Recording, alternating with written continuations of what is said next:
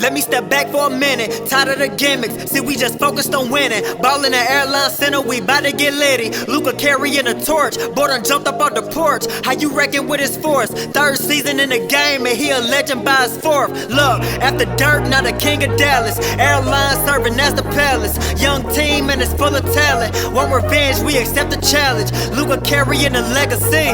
What it take to be an MVP? Being great, know it costs a fee. No, it really ain't that hard to see.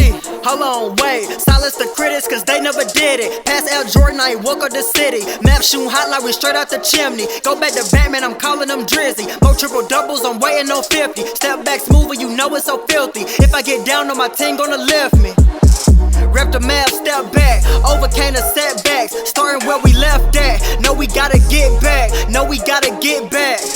Rep the Mavs Step Back, overcame the setbacks. Starting where we left at, know we gotta get back. Like know we gotta get back. Let me step back for a minute. Let me step back for a minute.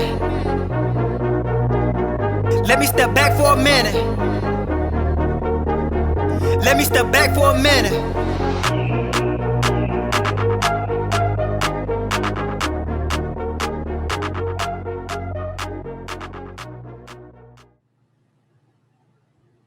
How's it going, everybody? Welcome into another episode of the Mavs Step Back Podcast. I'm your host, Dalton Trigg. I'm joined, as always, by my co-host and DallasBasketball.com colleague, Matt Galatzan. And today we have a special guest, return guest, owner of the Dallas Mavericks, Mark Cuban. Mark, how you doing today, man? I'm doing great, guys. How y'all?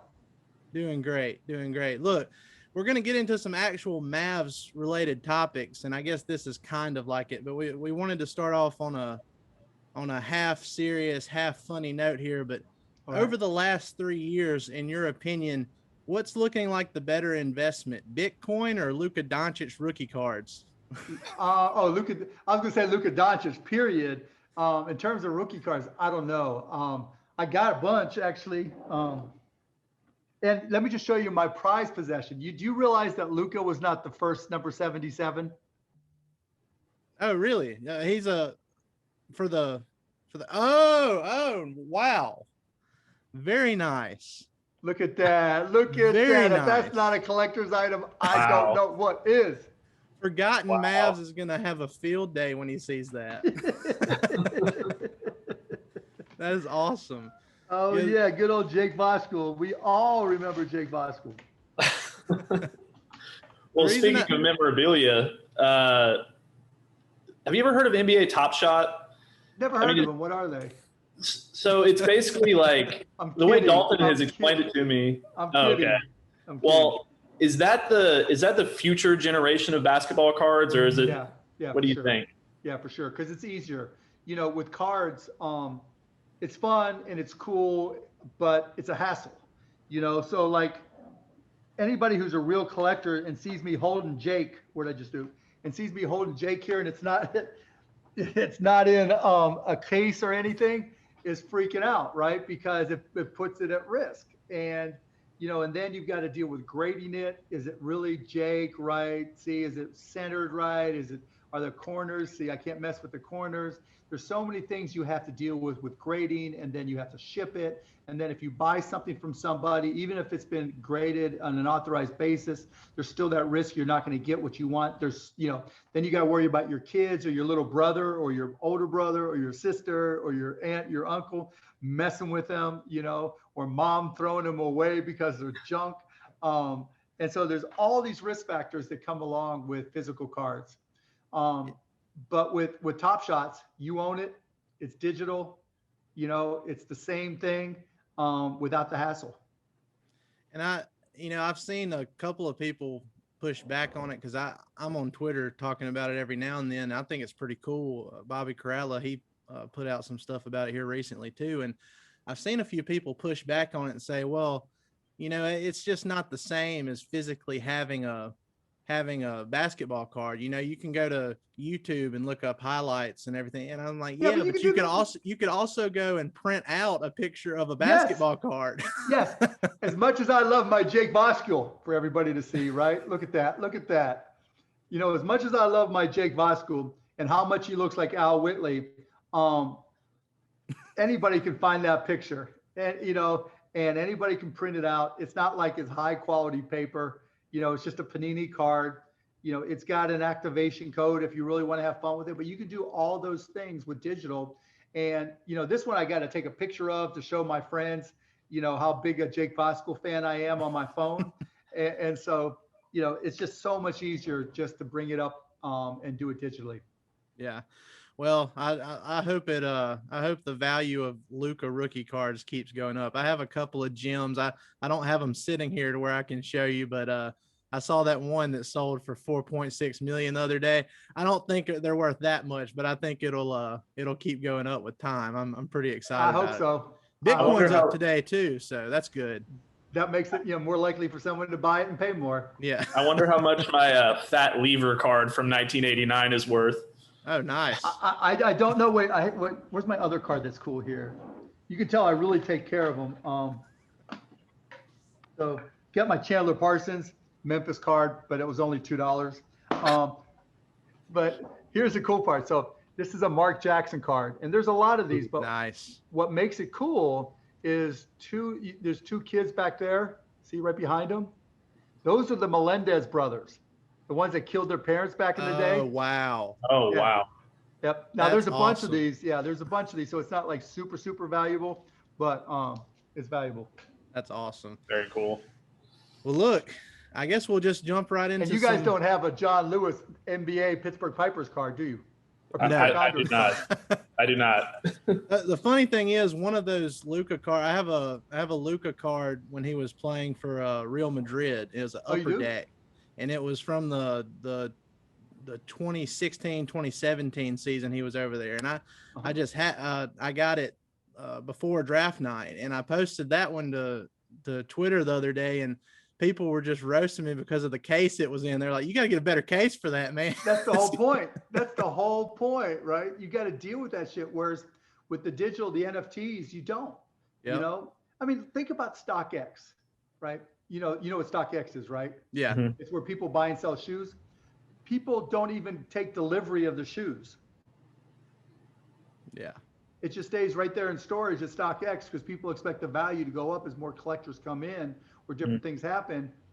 It's just, it's digital without digital, and so it's just, the game is changing. Kids today, Gen Z, everything of value for someone who's 16, 17, 18 years old is on their phone, or on their Instagram account. Maybe they have a car, but they don't have a house.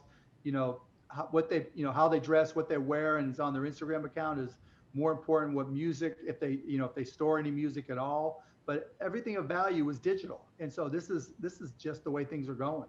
Yeah. When I was growing up, it was all about basketball jerseys. I loved collecting basketball jerseys and everything. And, my little brother, he's more concerned with buying jerseys for his My Player on 2K with virtual currency. So exactly right. My kids, spent more money on V-Bucks than they do pretty much anything else. And so just is what it is. Yeah. Well, look, just jumping into some actual Mavs topics now. The team was able to dig itself out of a 9-14 hole to go into the All-Star break 18-16. Just overall, considering everything that's gone on, how pleased are you with this team's performance given where the expectations were heading into the season? I mean, I'm pleased, and you can't really look at preseason expectations because of COVID, right? That just impacts different, I saw something somewhere that said we've lost more games to guys actually with COVID than any other team. And it's not close. And so, during that 6-game losing streak, that's what we had to fight.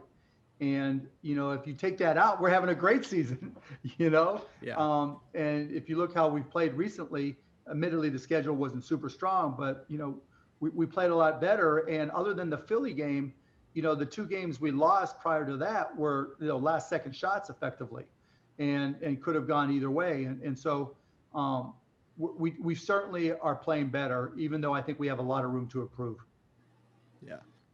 Well, obviously you say there's a lot of room to improve, and the trade deadline's coming up on March 25th. Donnie's been on our pod a couple of times, and he always tells us, you guys are working the phones and plan on being aggressive. But what are the areas of your roster? You don't have to get into the specifics, obviously, in terms of players or anything like that, but what are the areas of the roster that you think you could make an improvement on that could help you guys make a playoff push, or like a specific type of player that you're looking for on the market? There's really no type of player. I mean, really, unless it's a game changer star, I don't see us doing anything at all. So if somebody decides they're blowing it up, okay, then we'll talk to anybody about any great player. If it's just, okay, we'll trade you this guy for that guy, and it's not really going to move the needle, I'd rather go with continuity. Okay, so just branching off of the trade deadline stuff Matt mentioned. So before the season, the Dallas Morning News had a report out there that the only two untouchables for the Mavs were Luka and KP. Is that changed? Is that the same? Not at all. I mean, what about? Are there any other untouchables? I mean, Jalen Brunson, he's looked pretty valuable this year. Jalen's been awesome, and look, it takes somebody really special, where it was like, I can't believe they traded that guy, for us to trade pretty much anybody, right? Because, we're going well. And again, now that we're healthy and hopefully after the All-Star break, no one caught anything, then we'll just keep on going unless some other team really just makes a mistake or decides they want to get off of money and gives us a great player. How hard does it make it this year, as far as assessing potential trades and everything? How hard has the NBA's play-in tournament set up? How hard does that make it on trades? Because, I mentioned this a few weeks ago. Teams will make it. Yeah, teams have a better chance of making the play-in. Right.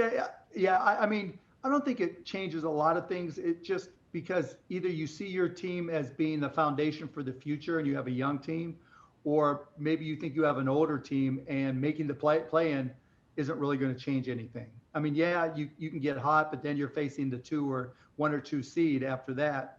And so I don't think really strategically it changes a lot. Well, so obviously last offseason was a bit of a strange one in the sense that, there was one guy that everybody was kind of planning for that offseason. And I think it's not the best kept secret in the world that you guys love the idea of chasing Giannis potentially if he was to become available. I think you could say that about all the teams in the NBA.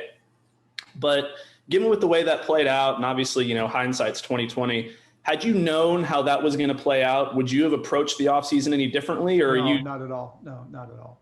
I mean, we got guys, we wanted, and, we made the change we wanted.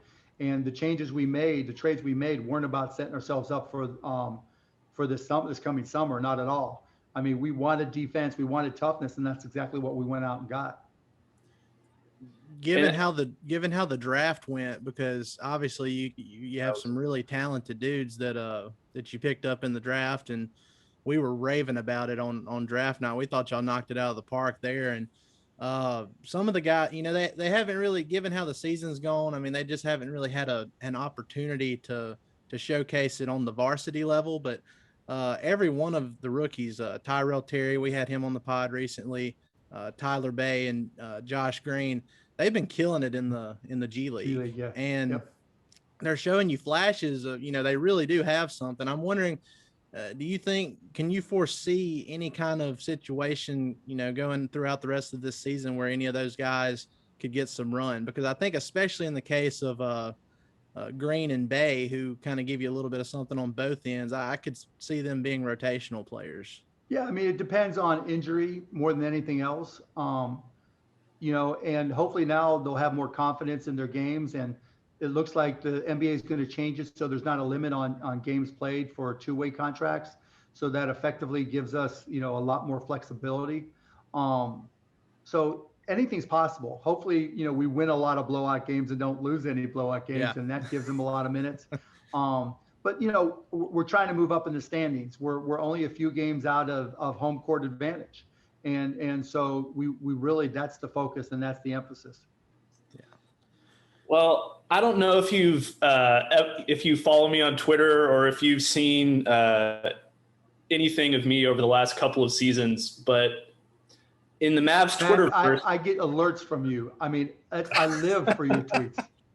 In the Mavs Twitterverse, I'm sort of what is known as the biggest Goran Dragic fan on the face of the planet. Obviously, that's Luka's big brother for all intents and purposes. And, you know, when that report came out about the trade that didn't end up going through, it was the happiest 30 seconds of my life. Mark. I was so happy. And I would be remiss if I didn't ask you at least once if you could shed any light on what happened there. If you don't, it was just a miscommunication. It was just an honest miscommunication. I mean, I remember we were at a team dinner and Donnie saying, okay, you know, and certain things had to happen, and all those things happened. I'm thinking, great, we got this deal done. And then the next day, Donnie saying, or maybe it was later that night, Donnie saying, no, there was a miscommunication. You know, the deal that we thought we had is not the same deal. Okay. Let me ask you this. If you had to go back to that, you know, just given how Dragic played in the playoffs and everything, if you had to go back and that other deal was there, would you consider taking it more than you did at the time? I don't remember all the components of it. Fair enough. And I can't talk about other teams' players. That'll really get me in trouble. Yeah, that's true. Throw it away and move on. We got to ask you this, Mark, and then we'll close this thing up. But how is Dirk doing these days? You know, nobody hears from Dirk anymore. It's really sad. We see his highlights pop up on Twitter, and you get all the feelings of all the good memories coming back to us, but we just don't see him anymore. And I remember I talked to you a couple years ago, and you said that, you know, you'd be thrilled if Dirk ever became part of Mavs ownership or pretty much anything that if he comes back in any kind of capacity. Is there any kind of traction on that? Is there a light at the end of the tunnel? Yeah, I talk to Dirk all the time. I mean, Dirk was traveling for a long time. He really just got back into the States. And so, you know, talk to him about the statue because that's moving forward. I got him a present. Don't tell him. There's this place called Playbook Products, and I got him some coasters that have his play against the layup against Chris Bosh from the finals. Very nice. Oh, wow. Don't tell him because I haven't given him to him yet. My sister-in-law surprised me with some of those for Christmas this year, and I was like shocked. Those are all. He's gonna love it. Cool. Yeah, they're so cool. And then for Luka, I haven't had a chance to see him. I got him one for his winning play for him to put in his house. You know, so very nice. Playbook Products. So that's cool. And then I got a mask for that had the play with Calvin Booth's put back against Utah way back when I first bought the team, and so I got that one for me. That's awesome. Let me okay, so just continuing with Dirk here though. I mean, I don't ever see him being in any kind of coaching role, even if it's like assistant coach. But I mean, never say never. But I mean, what he's kind of young, right? What kind of capacity do you see him being in if he does eventually get back into it? I mean, whatever he wants. You know, he obviously can be, you know, like we have Ro Blackman doing community service type things. He could be like Derek Harper doing community service and doing TV. I mean, what's better than take that with you, right? Yeah. All day, every day. So I could see him doing that, particularly for home games and not having to travel if he doesn't want. I could see him being player development where he works with guys on certain things. And, you know, knowing Dirk, I could see him just being around the locker room and just talking shit all the time, you know, because guys have to go through a transition from playing to, you know, turning off those juices and trying to find a rhythm for their post career. And, you know, then you get to a period of time where you start looking again and trying to find new things. And as Dirk gets to that, we'll be there waiting. Well, Mark, as always, we really enjoy it when you come on here and talk with us. And as I told you previously, you know, we're with the Blue Wire Podcast Network now. They just got they're opening their new studio in Las Vegas in July. And if you're out there for Summer League, I told you, I tried to come by, and I just want to be clear. I am taking offers on my Jake Vosco number 77. This is probably nobody else other than Jake has any of these things. So Luka went for $4.7 million, and it's yours. if you get any bites on that, we'll take our 10% commission. Yeah. Mention this podcast and I'll give you a 98% discount. Well, look, Mark, we appreciate it. Good talk as always. We wish nothing but the best for the Mavs going forward. It should be a very fun second half of the season. So, hey, one other thing while I got you, we're opening up more seats now. Now we expect the city to open things up more. So you actually can go to Mavs.com and start buying tickets. And we think that by the end of the regular season, we'll have full houses because, like the president said, anybody who would want a vaccine will be able to get a vaccine. Probably still masked and probably other issues, but other protocols. But, come May, while we're still playing regular season, I really expect us to have a full AAC. Well, that's good to know. That's good to know because we just now started getting into the YouTube stuff over the last year. And we've been telling people, as soon as we get to that 1,000 subscriber mark, we're going to give away 2 tickets to a Mavs home game of their choice. So perfect. Well, click that subscribe button down there, right? Yeah, right. Mark, we appreciate it, man. You have a great rest of the day. You got it. Appreciate it, Dom. Appreciate it, Matt. Thank you. Take care, guys. Have a good one.